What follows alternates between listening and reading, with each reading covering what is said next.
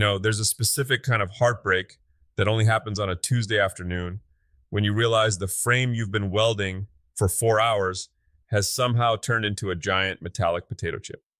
Let me guess. You skipped the tack welds again because you felt the rhythm of the arc? It's like you were there.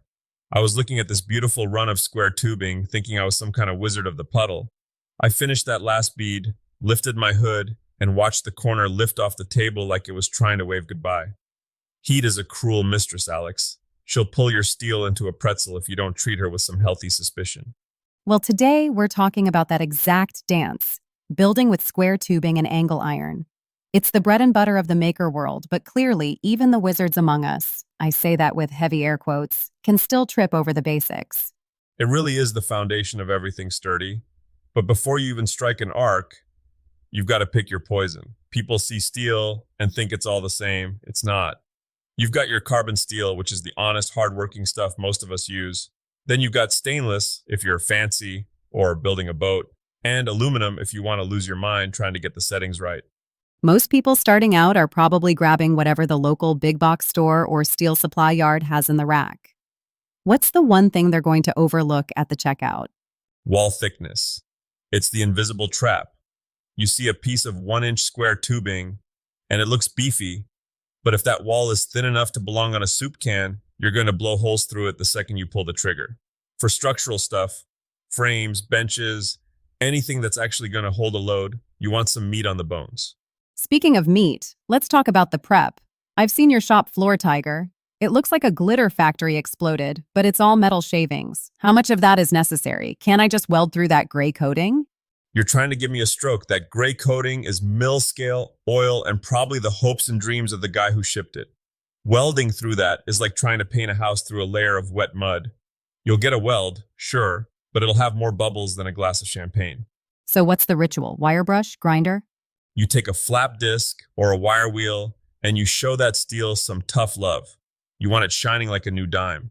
If you're working with galvanized stuff, that silver mottled look, you've got to be even more aggressive. That stuff releases fumes that'll make you feel like you've swallowed a bag of nickels. Clean it back at least an inch from where the heat is going to be. Okay, let's get into the actual soul of the project, the joinery. Square tubing is, well, square. It should be easy to line up, right? Why does everyone complain about their corners being out of whack? Because metal's alive. When you heat one side of a joint, it expands. When it cools, it shrinks and it pulls. It's like a tiny, invisible tug of war. If you just start at one end and weld all the way to the other, by the time you reach the finish line, your 90-degree corner is now 87 degrees, and your project is a trapezoid. So, what's the Tiger secret for keeping things actually square? Is it just more clamps? Clamps are your best friends, but they can only do so much against thermal expansion. The real trick is the tack weld. It's the just friend stage of a relationship before you commit. You put a tiny dot of weld on opposite corners. Then you check your square. Then you tap it with a hammer, gently, mind you, to nudge it into place. I've seen you use those magnetic squares too. Are those a cheat code or a crutch?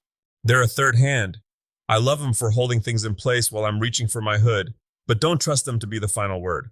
Magnets can actually pull your arc wonky if you're welding too close to them. It's called arc blow. It makes the puddle jump around like a drop of water on a hot skillet. Let's talk about the cuts. If I'm building a frame, am I doing miters, or am I just butting the ends together and capping them? Miters, those 45-degree angle cuts, look the professional part. They're the tuxedo of the welding world. But man, if your saw's off by even half a degree, you end up with a gap you could throw a cat through. For a lot of beginners, a simple butt joint, where one piece just sits against the side of the other, is easier to manage. Just remember that square tubing is hollow. If you leave the ends open, spiders and rust are going to move in and start a family. So you weld a little cap on it? Or a plastic plug if you're lazy.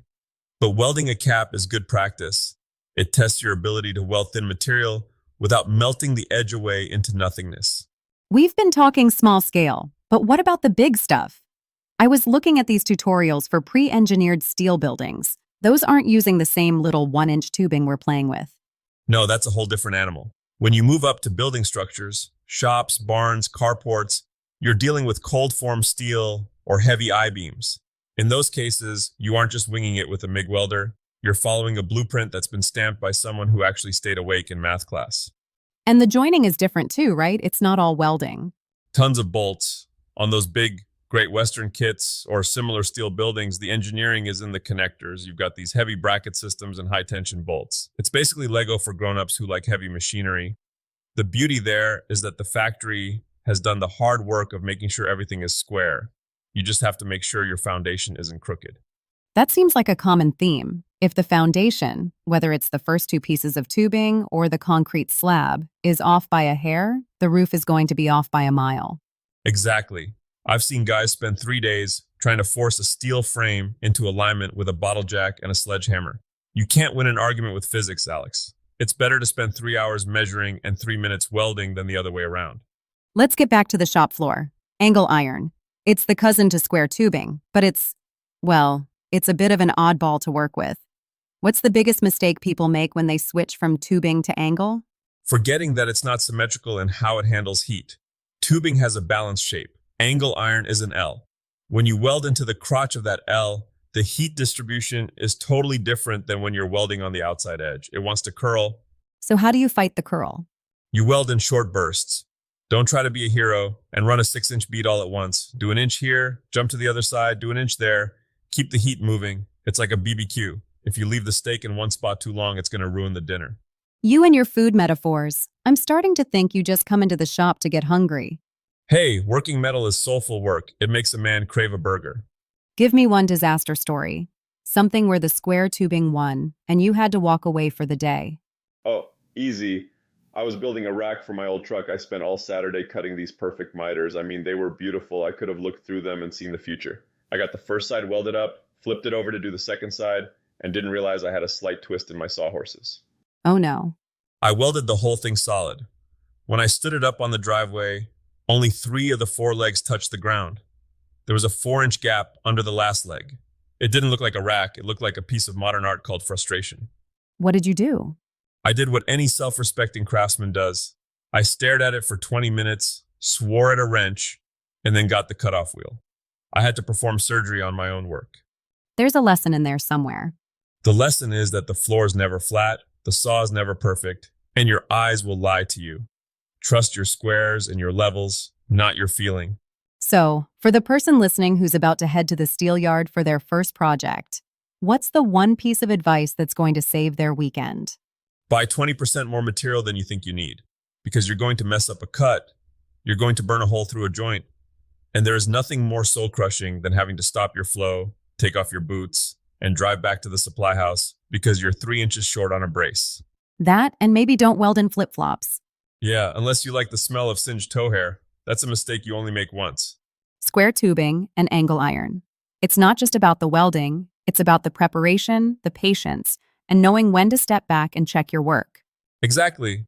Metal is permanent, which is scary, but it's also forgiving if you have a grinder and a sense of humor. Just take it slow, keep it clean, and for heaven's sake, watch the heat.